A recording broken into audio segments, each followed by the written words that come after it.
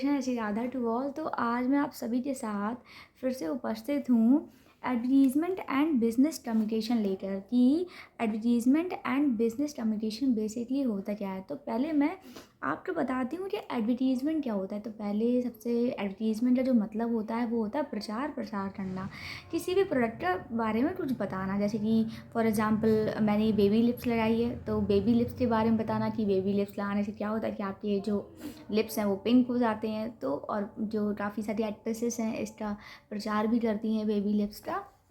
तो जो टीवी पर आता है, जो हमारे फ़ोन्स पे आते हैं, जो हमारे लैपटॉप पे भी आ जाते हैं, यूट्यूब पे आते हैं, काफ़ी सारे जो एडवर्टीज़मेंट है, बैनर्स लगते हैं ऑल ओवर द प्लेस पर। तो वो सारा एक प्रचार का ही ज़रिया है और उसी को इंग्लिश में एडवर्टीज़मेंट भी बोलते हैं। एंड बिजनेस कम्युनिकेशन क्या है कि बिजनेस को कम्युनिकेट करना है। अच्छा, बिजनेस को कम्युनिकेट करने का मतलब क्या हुआ कि जो व्यापार आप कर रहे हैं, जो भी बिजनेस कर रहे हैं, फॉर एग्जांपल आप टीचिंग का बिजनेस कर रहे हैं। आप टीचिंग का बिजनेस कैसे होता है कि आपने कोचिंग इंस्टीट्यूट खोला हुआ है, आपने स्कूल खोला हुआ है, तो आप अपने स्कूल के बारे में, आप अपने कोचिंग इंस्टीट्यूट के बारे में सबको बता रहे हैं। तो जब आप सबको बता रहे हैं, आप अपने कोचिंग इंस्टीट्यूट के बारे में, स्कूल के बारे में, तो क्या आप उसका एडवर्टीज़मेंट कर रहे हैं? जाहिर सी बात है आप उसका एडवर्टीज़मेंट कर रहे हैं। मैंने देखा है इटावा में भी अब तो काफ़ी सारे स्कूल्स हैं, उनके बड़े बड़े बैनर्स लगे हुए हैं, काफ़ी अच्छा लगता है। तो वो चीज़ है ना। तो ये है advertisement and business communication. Right from buying groceries to all kind of dresses, finding a resort for vacation to watching a movie, selecting a restaurant for dinner to booking a banquet hall for a special event, searching schools and colleges to finding out jobs, almost every activities is guided by advertisement। देखिए कह रहे हैं कि सारा कुछ तो प्रचार प्रसार पर ही निर्भर करता है। अच्छा एक बात बताइए, हम कहीं भी घूमने जाएं, किसी भी प्लेस पे जाएं, फॉर एग्जांपल आप देखिए आप वृंदावन जाइए। तो आप जब वृंदावन जा रहे हैं तो क्या वहाँ पे, जैसे मैं वृंदावन गई तो वहाँ पर रहने के लिए कौन सा मुझे रेस्टोरेंट, कौन सा मुझे वहाँ पे वो होते हैं, वहाँ पे तो रिजॉर्ट्स होते हैं, वहाँ पे तो आश्रम होते हैं। तो कौन से आश्रम में मैं रहूँगी, कौन से वहाँ पर कहते हैं ना कौन सी ड्रेस पहनूँगी, कौन सा वहाँ पे अगर मुझे मूवी देखनी है तो मैं कौन से थिएटर में जाऊँगी, है ना। तो ये सब जो चीज़ें हैं तो उस पर वो चीज़ पर निर्धारित करता है, जिस पर निर्भर करता है। ये सिर्फ हमारे प्रचार प्रसार पर ही निर्भर करता है कि आपने कितनी अच्छे से प्रचार प्रसार किया है किसी भी चीज़ का। आजकल तो जो अयोध्या का राम मंदिर है वो भी काफ़ी ट्रेंड में है। तो वहाँ पे जो लोग जा रहे हैं तो वहाँ पे भी काफ़ी सारा देख रहे हैं कि भाई कौन सा रेस्टोरेंट बुक करना है, कौन सा हमें हॉल बुक करना है, वहाँ पे क्या ड्रेस पहनना है, क्या कैसे रील्स बनानी है वहाँ जाके। तो आजकल तो ये सब बहुत ज़्यादा चल रहा है। देखिए राइट फ्रॉम बाइंग ग्रॉसरीज, ये कह रहे हैं कि ग्रॉसरी को लेने से, दैट मीन्स ग्रॉसरीज क्या होती हैं कि आप अपने जो घर में जो सामान लेते हो, दाल चावल आटा सब्जियाँ, सब कुछ फ्रॉम द वेरी बेसिक से जो चीज़ें स्टार्ट होती हैं। और सभी ड्रेसेस जितनी भी आपकी, आप जो ड्रेस पहनते हो, आप मैथ्स में जाते हो, आप ट्रेंड्स में जाते हो, आप गुची में जाते हो, आप अरमानी में जाते हो, आप बड़े बड़े जो ब्रांड्स हैं उसमें जाते हो, सब में क्या है, सब में एडवर्टीज़मेंट का बहुत बड़ा ही रोल है। अगर हमें कोई चीज़ पता भी चल रही तो it's just because of advertisement. हमें अगर अरमानी के बारे में पता है, हमें रुचि के बारे में पता है, तो इट्स जस्ट बिकॉज ऑफ, हमें किसकी वजह से पता है, सिर्फ और सिर्फ एडवर्टीज़मेंट के बारे में, एडवर्टीज़मेंट की वजह से ही पता है। कभी कभी तो हम लोग पहनते भी नहीं हैं बट स्टिल हमें, क्योंकि एडवर्टीज़मेंट्स में इतना कुछ दिखता रहता है तो हमें पता चल जाता है।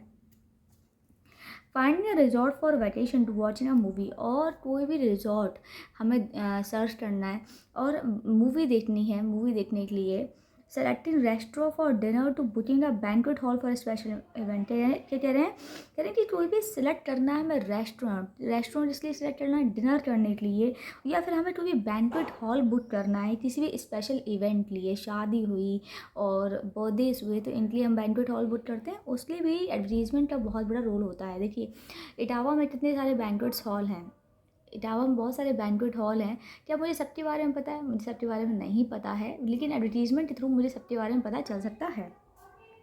And searching schools and colleges to finding jobs, almost every activity is guided by advertisement.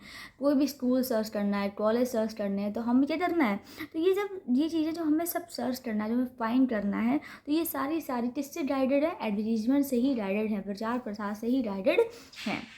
Advertisement is derived from Latin word adverte which means turn the minds of someone toward something. इसमें ये कह रहे हैं कि जो advertising है, advertising का जो ये डिराइव किसे करता है, ये डिराइव करता है, एक लैटिन वर्ड है एडवर्टेयर, एडवर्टियर से ये डिराइव करता है, वहाँ से इसको निकाला गया है।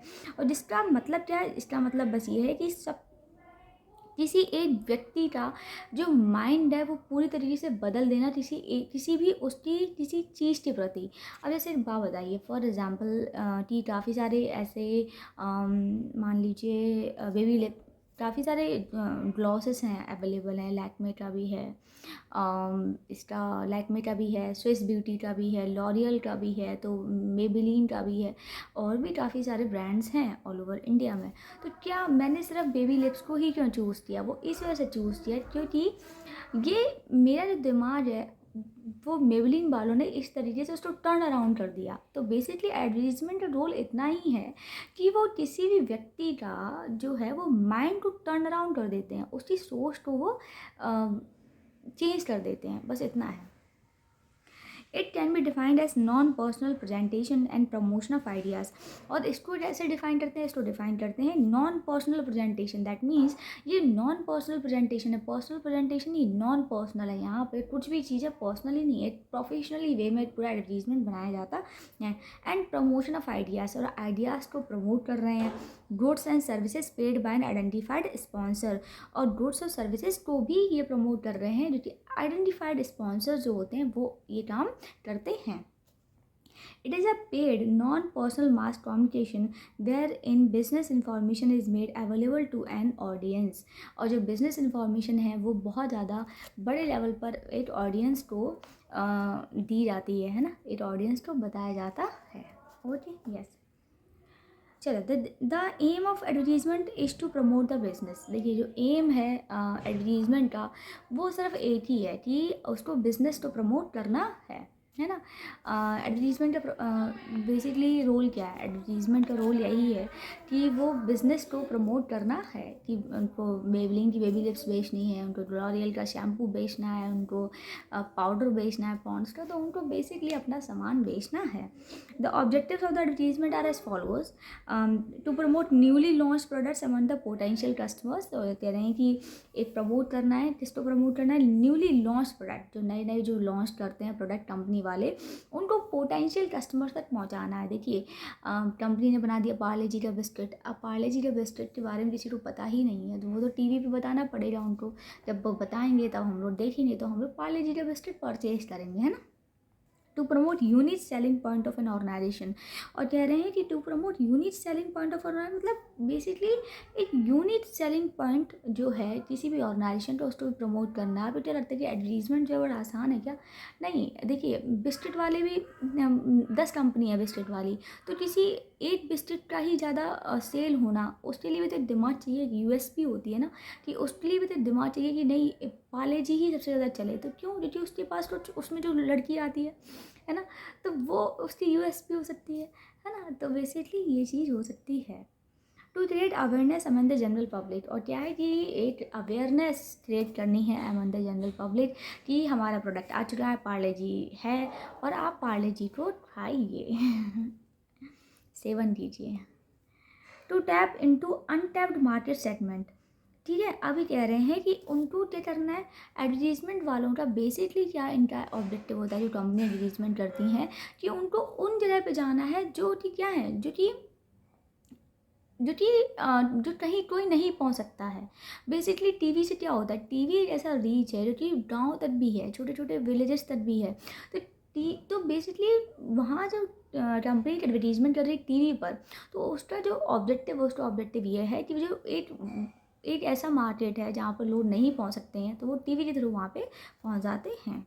To enhance the goodwill and build credibility, और गुडविल को बढ़ाने के लिए और क्रेडिबिलिटी को बढ़ाने के लिए भी और बिल्ड करने के लिए ऐसा करते हैं। अच्छा, इंपॉर्टेंस ऑफ एडवर्टीजमेंट क्या है, चलिए वो देखते हैं। इंट्रोड्यूसिंग न्यू प्रोडक्ट, ठीक है। तो जब एडवर्टीजमेंट होता है तो उसमें क्या होता है, इसमें होता है कि आप नया प्रोडक्ट ला रहे होते हो। A business organization introduces its new product by giving out all information to the general public about the product। तो बेसिकली क्या है कि जो बिज़नेस ऑर्गेनाइजेशन है वो अपने ही प्रोडक्ट के बारे में सब कुछ बताती हैं एडवर्टीज़मेंट के थ्रू। एम्पलीफाइंग सेल्स, और सेल्स को भी एम्पलीफाई करते हैं। Advertisement help in reaching to a larger audience and make new customer for the business. तो बेसिकली एडवर्टीजमेंट जो है वो हेल्प करती हैं कि reaching to a larger audience, एक बड़े ऑडियंस तक पहुंचने के लिए, and make new customer for the business, और नए नए कस्टमर्स को बनाने के लिए, बिजनेस के लिए।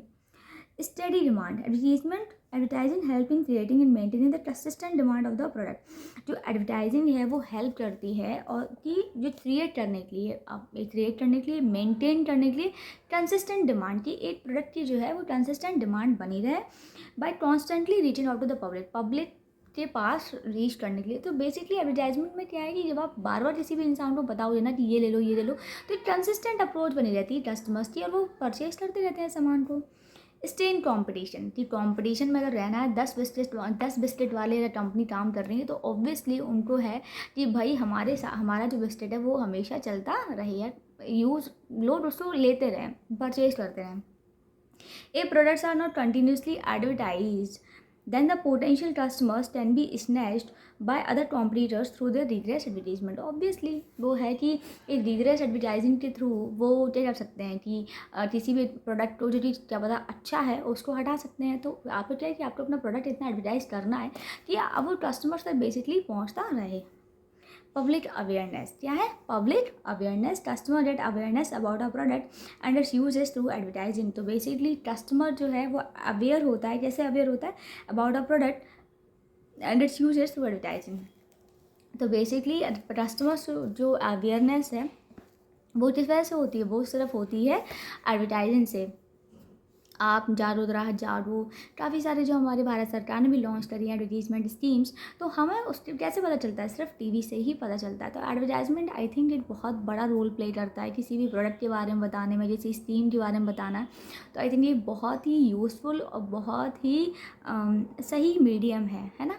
और बिज़नेस में तो ये बहुत ही इंपॉर्टेंट है कि आप अपनी चीज़ों के बारे में बताइए। तो आज का ये जो है मैंने जो आपको बताया है, ये पूरा का पूरा टॉपिक हो चुका है। एंड कोई भी आपको मैं फिर से वही बोलूँगी, do subscribe and like and comment on my video, और प्लीज़ इसको आगे बढ़ाइए इस चैनल को। सो जय श्री कृष्णा, जय श्री राधा।